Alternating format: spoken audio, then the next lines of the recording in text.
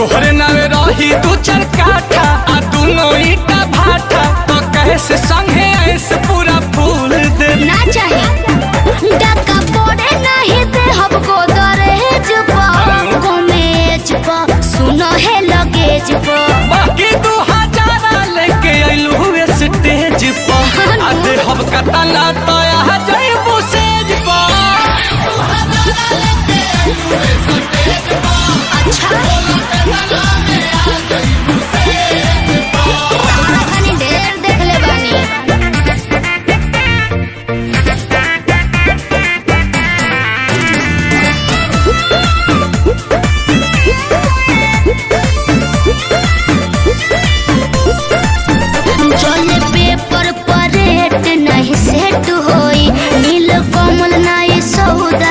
भेंट होई ब्लैंक चेकवे न ले लो अब बाउंस हो जाई तो डाल दी है या सूझे माऊ तू अपना अकाउंट के जान खाली नंबर बता।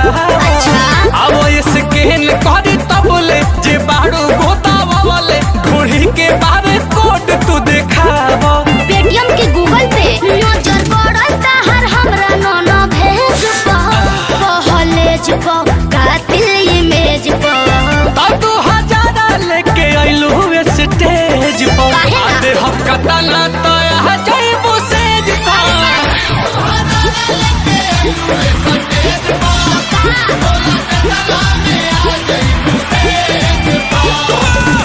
चलो ना रजबे भोग।